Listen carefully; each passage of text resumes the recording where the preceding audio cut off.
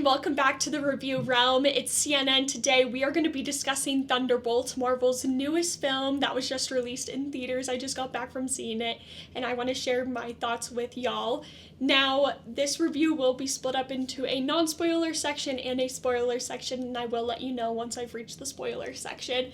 But in my non-spoiler section, I am going to sort of set the stage of how this film begins, so if you do consider that a spoiler, you have been warned, but I'm not going to get into anything too crazy, just sort of how the film starts. So there is that. But before we get to it, don't forget to like, share, and subscribe. Thunderbolts starts off and we have Valentina de Fontaine, and she's the director of the CIA. Now she is being investigated and could be potentially impeached because of certain acts that she's been doing. She has been trying to create a superhero, doing these studies on humans and different things like that that could potentially be illegal, and that's why they're investigating her. Now, she's denying all these claims, however, it does seem like she is actually doing them. So she is on a mission to try and destroy all the evidence of her to avoid getting impeached. Now, Bucky, he did get elected to Congress, so there's that, if you were curious, from Captain America,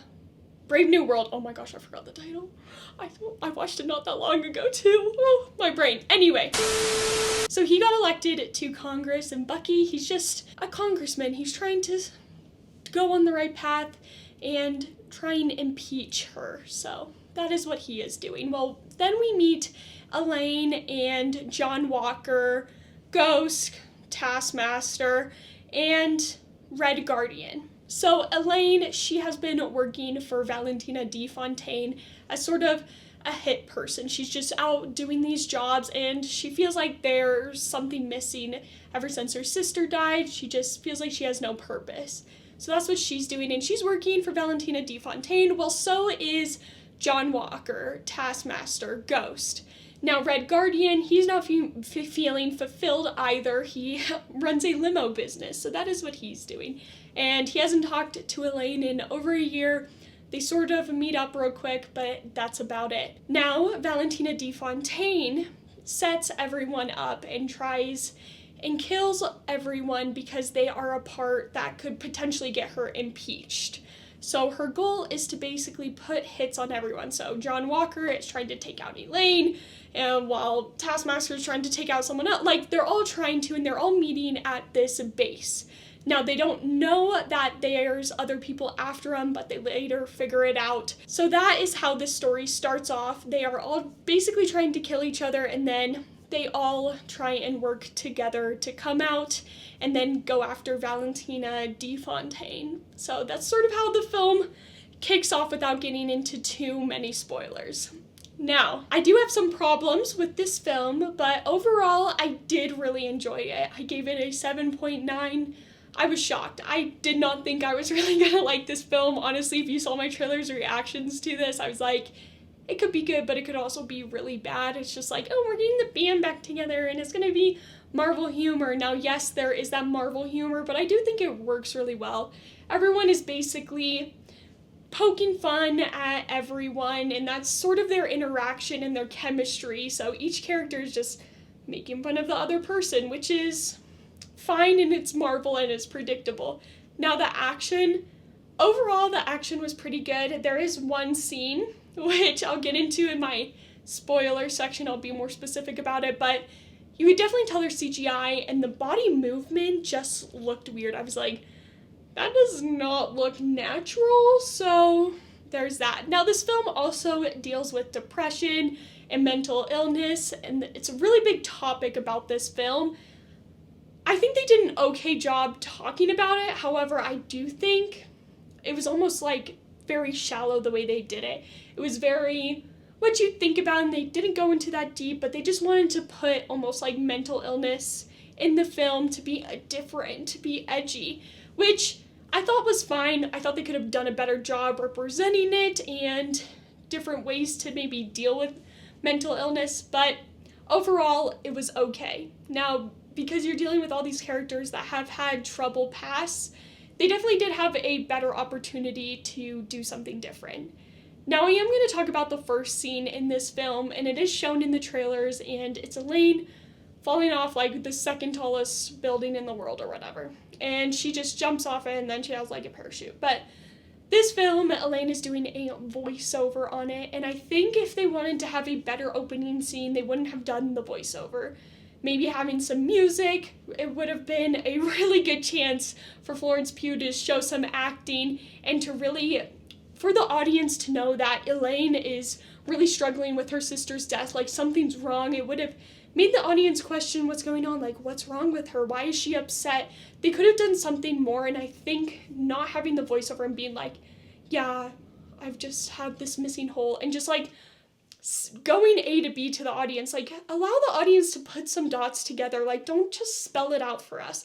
But they were really just spelling it out, and I honestly think it took a lot away from it, because sometimes people, when dealing with mental illness, they aren't just going to come out and say it, you know? But there's different signs or things they could have done without doing the voiceover, which I think would have made this film more compelling and would have made a better opening scene for this film. But that's just my opinion, so I wish they wouldn't have done that voiceover. So I was a little disappointed in that, but overall, I thought it was a fine Marvel film. I did enjoy it way more than I thought I was going to be. There are 2 post-credit scenes in this film, and it definitely does help set up for the upcoming Marvel films that we are going to get this year and, of course, next year. But this is my non-spoiler section. I gave it a 7.9. Let me know if that's fair, or maybe I'm being too nice. I don't know. Let me know your thoughts if you have seen it. Now we're going to get into my spoiler section of Thunderbolts. Now, we're going to start off with Bucky. He's not really in this film that much, which I was a little disappointing, so it almost felt like Bucky was just there to have a name recognition, just because he's sort of been in a lot of Marvel movies. Everyone sort of knows who Bucky is, knows who the Winter Soldier is, so it feels like he just gets forgotten. Now, the Red Guardian, I could almost say the same thing about his character.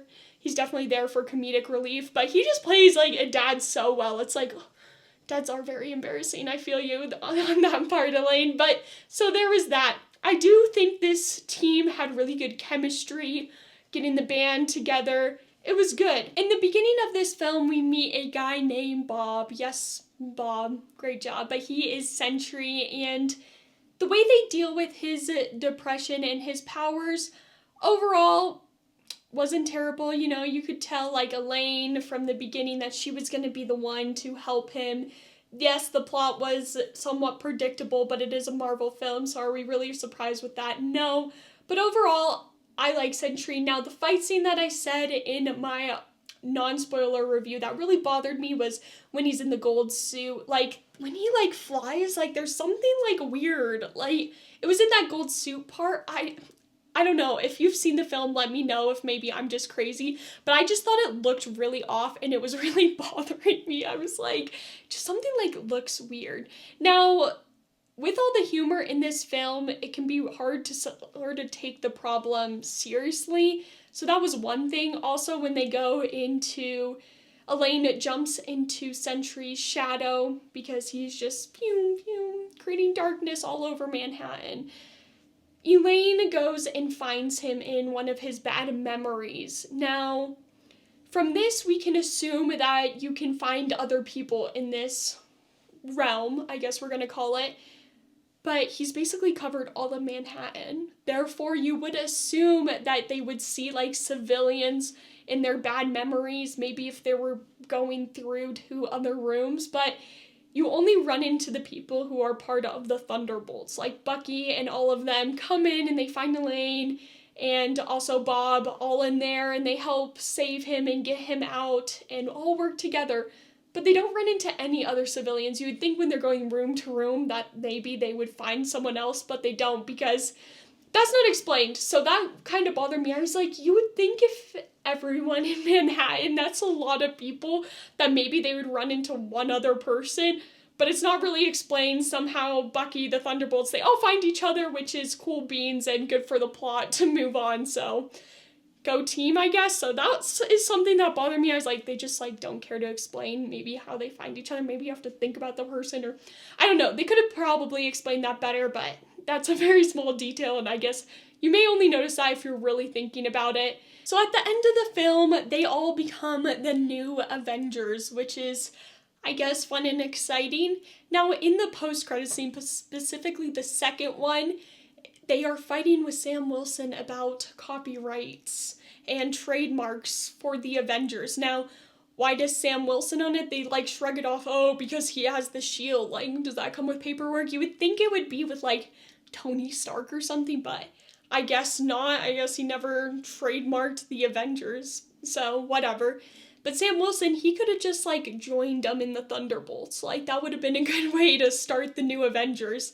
Because Bucky is still close to Sam Wilson. We saw him in Brave New World, so it wouldn't have been too out of the realm, but whatever, there's that. Now, they did set up that they are going to run into the Fantastic Four. Now, I don't think it's going to be in the Fantastic Four movie. I think they were more setting it up for Doomsday, which is going to be definitely very interesting, especially with how big the cast is. I'm curious how that film is going to be, but it could be fun and exciting. So they did set it up. Who knows how long they'll be the new Avengers. I'm curious for that. I was like, they're going to be the Avengers for like 5 minutes, so who knows, maybe. Overall, I liked the film. It definitely has some things I could have improved upon, but it definitely was not terrible. I liked it better than Brave New World. I will say that for sure. So I was pleasantly surprised by this film, but let me know your thoughts down in the comment section down below, and have a great day. Bye!